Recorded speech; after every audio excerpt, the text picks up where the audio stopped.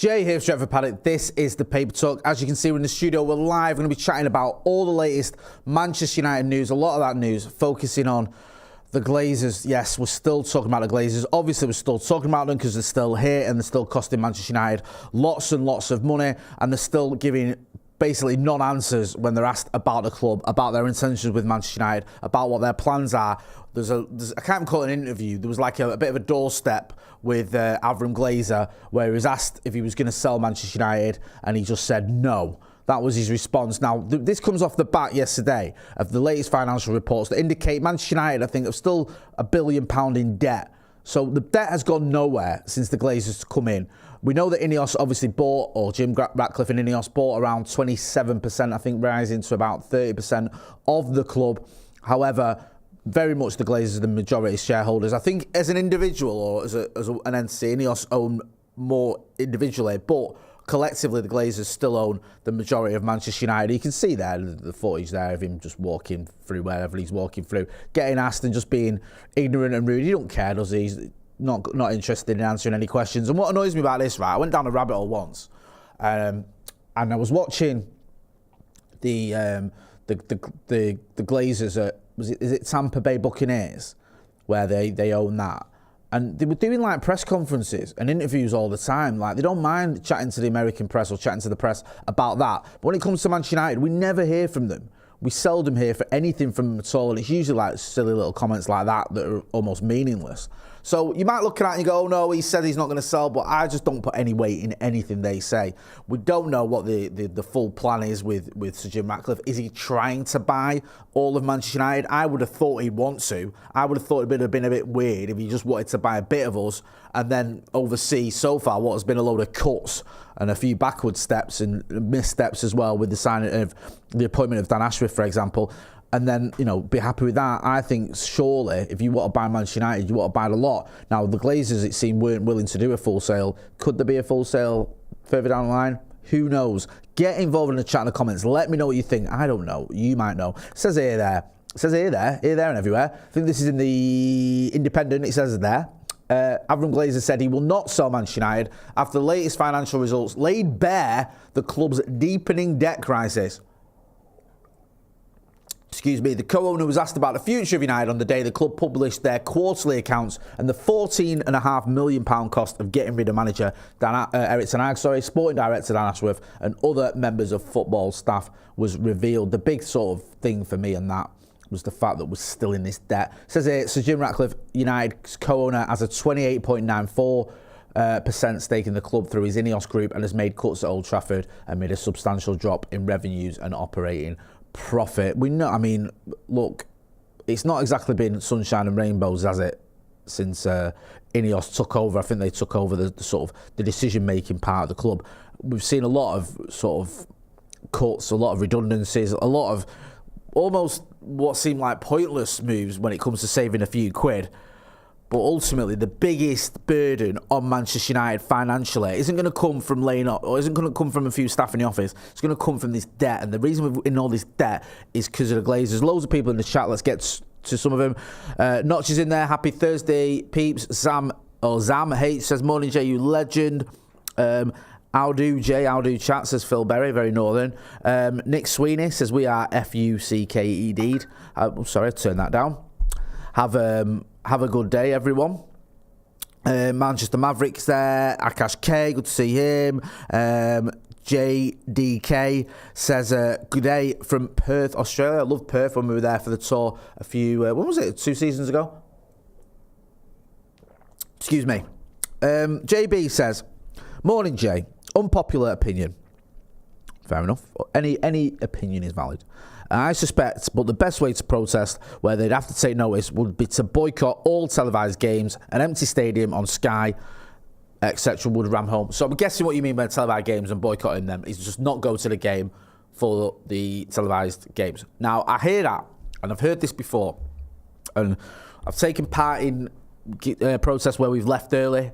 The trouble you have, and this has been an ongoing issue when it comes to organising protests and the best approach and what people want to do, is it's very, very difficult to get everyone or a substantial amount of fans not to go to a game. Now, the reason I say that is because the club do punitive measures. If you've got a season ticket and you don't go, that can put some people off.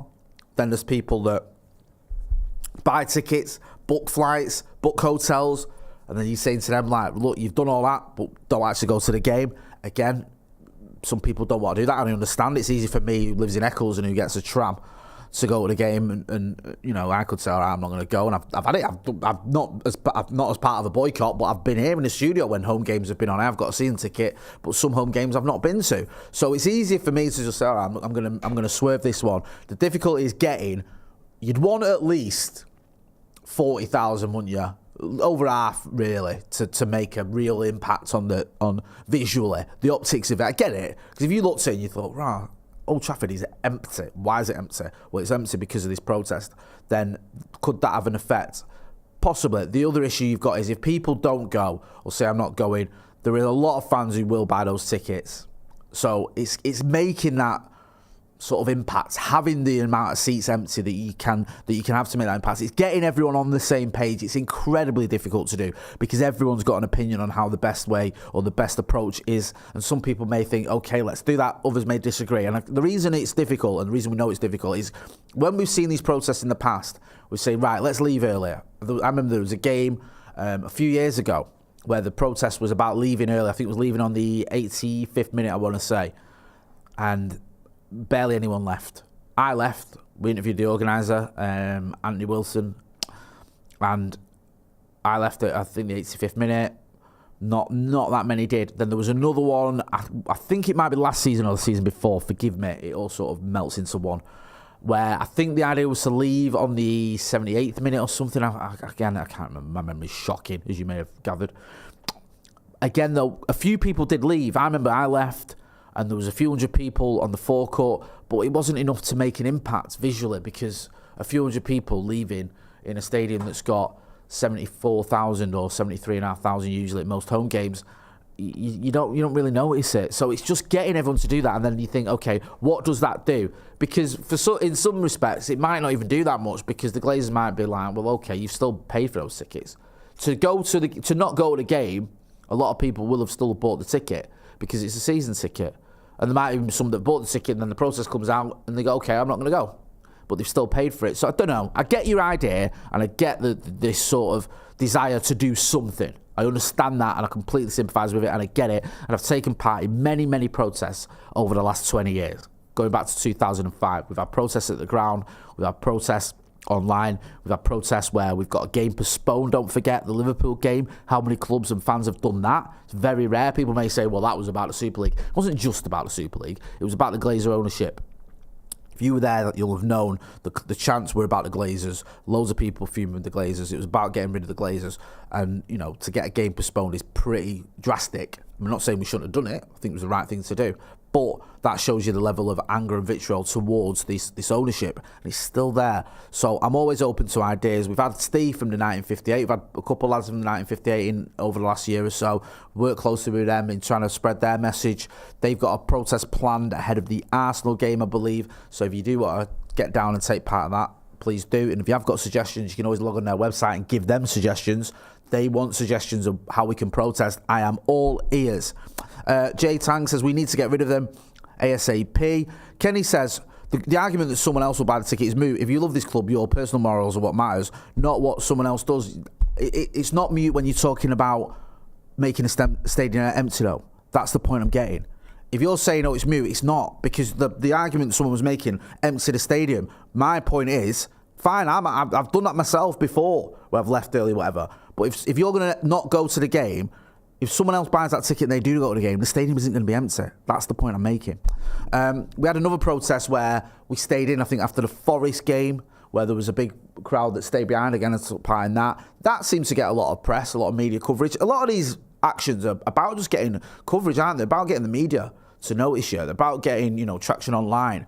Maybe that sometimes can have an effect. There was the Boycott United thing, wasn't there, about hitting the sponsors, I think. There was Unfollow United, about unfollowing the club on social media. Lots and lots of ideas. I mean, you've just got to come up with one that's going to be productive, that's going to make a difference.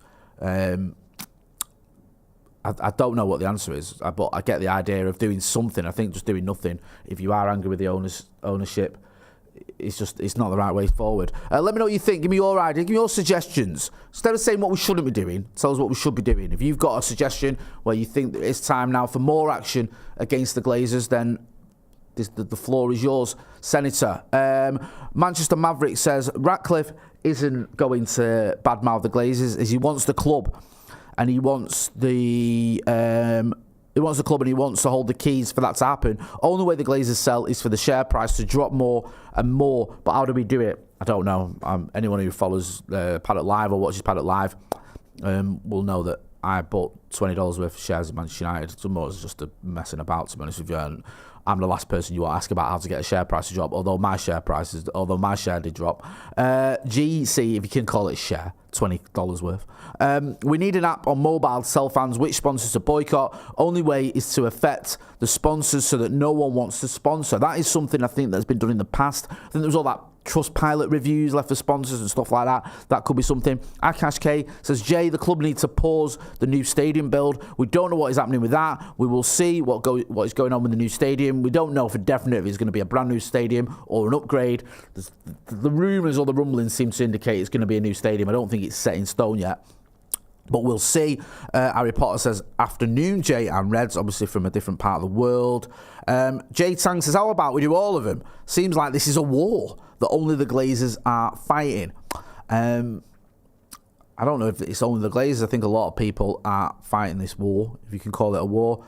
But there's lots of different ideas, and you've got to come up with ones or get everyone to be on the same page, and that is the problem. It's no good if you do. This is what I'm going back to. If you're doing a protest or if you're doing something where a few hundred or a few thousand people do it, it doesn't have the effect. You need lots and lots of people, or the majority of people, to be on board with it, and that is where protests have struggled. That is why the Liverpool game worked so well, because you had a few thousand people that are on the same page of, we're not going to have this, we're not having it. Can you do that again? Can you get something like that going again? I'm not sure, but you can at least try, and like I said, keep those dialogues going. Let's talk about Benni McCarthy. He's been chatting about Erik ten Hag and how he preferred Anthony Martial over Cristiano Ronaldo, as he expected more from a striker. So Benni McCarthy did an interview recently, the Evening News have picked it up, and he was speaking about what can be done and what went on at Manchester United under Erik ten Hag, and when things went well and when things went wrong.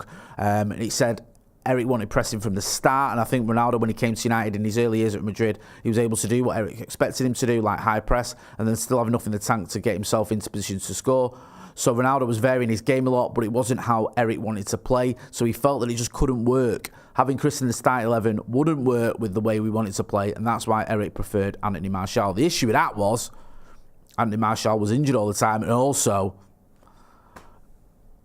I mean, yes, getting rid of Ronaldo probably was the right thing to do because Ronaldo wanted to go. It was more Ronaldo's decision, it felt like, than Erik ten Hag's. It's all right saying he preferred Anthony Martial. Martial was injured, and Cristiano Ronaldo made his position at the club pretty much untenable when he gave an interview with Piers Morgan, where he badmouthed everyone, including the manager. DigiCube, going back about the ownership, says Sheikh Jassim walks in. Harry Potter says, is Sheikh Jassim even real? Lots of people have brought up Sheikh Jassim recently, again, not to just ignore what Benni McCarthy said. I mean, about the Sheikh Jassim, can he come in? There was a rumour, that he was going to come in and bid.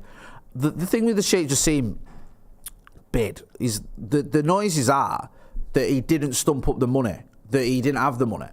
Now, that was what was sort of put through to the stock exchange or whatever. That was where he pushed back on that when the club said that and said he did have the money.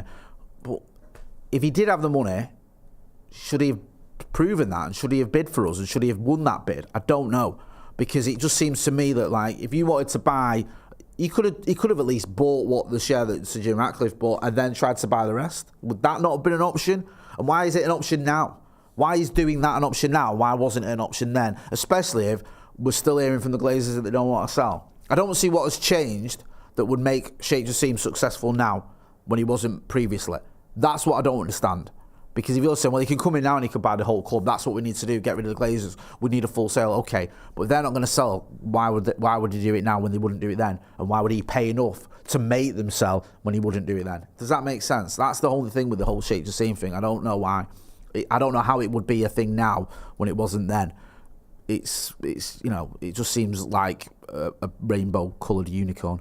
Eric the King 66 says Sheikh Jassim didn't provide proof of funds. That was it. Sorry, it was Ineos or investment banks. The Glazers need to want to sell the whole club to get real interest and a full sale. So that was the issue with Sheikh Jassim. He didn't provide proof of funds. Now we know that because that's what we know. That's what the club were claiming. I think that's what the Glazers were claiming, and others were claiming. He pushed back and says that's not true. It just seems like it was never really going to happen with Sheikh Jassim for a multitude of reasons. I certainly don't think it will happen now. I think that ship has sailed, even if it even did exist in the first place, which is up for debate, because we can look at Sheikh Jassim and think what might have been had he come in and had a full sale and done all these things that he was promising to do according to reports, but he didn't come in. He ain't here. We've got Ineos and the Glazers, and the question is, how do we move forward with them, or how do we get rid of them? I think this is the question we've been asking ourselves since 2005. Let's talk about Dan Ashworth. We've got a story here. It says Manchester United are still deciding whether to replace Dan Ashworth as sporting director after it was revealed that his 5-month spell in charge of football operations at the club cost $4.1 million. Right, look, me and Joe were chatting about this last night. I get the idea, right, that you don't throw good money after bad, and if you've made a decision that you realise is the wrong decision, you act quickly. I understand all that, but it doesn't absolve you from the fact you made the bad decision in the first place. And Ineos dropped an absolute clanger in appointing Dan Ashworth because we waited for months. We spent £4 million on him or whatever it was to bring him in, and then had to pay him pay Newcastle compo, and had to pay him a fee to get rid of him, or his redundancy fee, or whatever you want to call it. So it's just ourselves in this position. So I don't quite give Ineos this sort of pat on the back for, say, acting quickly when they got rid of him, because they shouldn't have appointed him in the first place. They didn't do the due diligence on who he was and what he was about and how he could fit into our football club, and now we don't even know they're going to replace him. So it says here, one appointment is set to be made permanent, with Christopher Vivell set to stay on as the director of recruitment. The 38-year-old German had been at the club in a temporary role covering the summer and winter transfer windows, but United have been happy with the work of the former Chelsea technical director, who was also a key transfer cog for RB Salzburg and RB Leipzig, and are set to make his position permanent. So that makes sense. If he's been at the club and he's been doing it in a temporary role and the club are happy with him, I get all that. We'll just have to wait and see what is happening with the role that Dan Ashworth did. And if you don't need that role anyway, then why did you think you did in the first place? It just seems messy to me. What went on in the summer was a shambles. I'm sorry, it was. And whether you think that it was necessary, or you can understand where they were coming from, or you can sympathise with them, sticking with Eric Ten Hag whilst interviewing other candidates seemed a nonsense. That didn't make any sense. Now, I understand the sticking with Eric Ten Hag after he just won his second trophy in 2 years. I get it. I was saying the same thing on Wembley Way the day we won the FA Cup. However, interviewing others made me feel like they didn't really believe in him. Then you stick with him, then you sack him a few months later, then you bring in Ruben Amorim, or then you have Ruud van Nistelrooy as interim, or whatever you want to call it, caretaker. Then you bring in Ruben Amorim and all his coaching staff as well. Even though I think there was an argument that he wanted to come a bit later. Now, Amorim, I think, is a good appointment. I'm not arguing with that one. But the whole situation that happened with Eric Ten Hag, and the fact it cost us around 40 million quid, I think the figure being bandied about it was just ridiculous. Throw into the mix the Dan Ashworth situation as well. It doesn't look like a well-oiled ship, does it? Or well-oiled machine. Do you know what I mean? It doesn't look like you go Ineos, no, they know what they're doing. It seems like they're just blundering about. Now, they might have a plan, and this might all be part of it. It just doesn't feel that way at the minute. Forgive me for being a little bit underwhelmed. Let's talk about Tyrell Malacia. It says here, Dutch media on Tyrell Malacia display. Wednesday night saw PSV in Champions League action as they welcome Juve to Eindhoven. Yeah, yada, yada, yada, and all that jazz, the result there. But Malacia came on as a second-half substitute and played through extra time as PSV reached the next round of the Champions League against the odds. Votsball International rated Malacia at 6.5 out of 10, believing that he enjoyed a solid performance off the bench. That's kind of what his MO was at United, wasn't it? He was always one of them, wasn't he, Malacia? He was okay. I know, I think he's still a United player technically, and he's out on loan, but he probably wasn't quite at the levels you need. And after the injury issues he had and all the rest of it, probably for the best that he move on. Oh, but there you go. Votball Premier went a step further, rating Malacia at 7 out of 10, while backing him to replace starting left-back Richard Ledesma. Came on after 78 minutes. It seems only a matter of time before he pushes Ledesma to the bench, they wrote. We'll see what happens. I wish him well. I hope he gets, a permanent move. It's not been great, has it, for him? So, yeah, he needs to get his career going again after what was a pretty horrendous spell with injuries. But he's a likeable guy, isn't he? Tyrell Malacia, and he's had a tough time of it. Some talk about some transfer links. Arda Güler, what have we got here? Finally, Manchester United have shown strong interest in the player. Scroll down here. Who's this we're talking about? Is this the player I just mentioned? Yeah. So you can see the sort of, if we get to it. Oh, Jesus wept. Here we go. The 3 mega clubs that have already asked Real Madrid about Arda Güler. The young Turk seems willing to leave the Santiago Bernabeu in search of opportunities, and there are already clubs asking about him. I mean, look, who else? Liverpool are in for him. Bayern Munich are in for him, and apparently we're in for him. He's 19 years old, isn't he, this kid? He can play on the wing or as an attacking midfielder. Keep an eye on it. I'm not holding my breath with that one, to be honest with you, especially if other clubs are sniffing around, especially with the financial predicament we find ourselves in. Let's talk about Angel Gomes. We've had this one before and it keeps popping up. Give Me Sport saying this has been doing the rounds for a little while, saying that we could come back in for Angel Gomes. I think he's out of contract at Lille, is it, at the end of the season. Done well this season. He's done well since he moved there. Obviously got himself into the England squad. Could he come back to Manchester United? Potentially. Is he what United need? He's a good midfielder. And listen, we need reinforcements in that department. I'm not 100% sold on the idea that he is quite the player that we need. Just because of the sort of the way he plays, the type of player he is. I think we need someone who's a bit more of an out-and-out ball winner. But who knows? I mean, listen, if he came back in on a free, I don't think anyone would be fuming at that. He's obviously a very talented young player. He's still quite young, isn't he? Had a decent spell, well, more than a decent spell in the academy. I used to love watching Angel Gomes for the academy. Thought he was going to do bits for the first team. Didn't quite work out. Got his move. Has smashed it there. Playing in a deeper role than we've seen for the academy. Maybe he comes back to Manchester United. I'm doubtful, but you never know.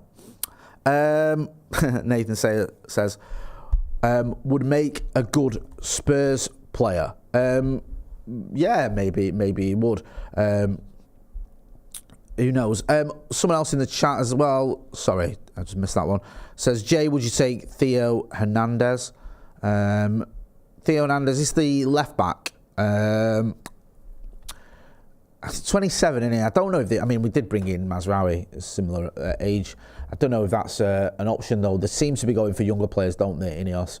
Trying to sort of bring in players that, if it doesn't work out, have a bit of sell-on value and also don't cost the earth because they're a bit younger. We'll have to wait and see. One to keep an eye on, though. Good question. I'm going to be back later on today. We've got Off the Bar. We've got me, Steve, Joe, Macca. So if you're not doing, make sure you are hitting like, share and subscribe. I'm Jay Motty. This has been The Paper Talk. Thanks for watching.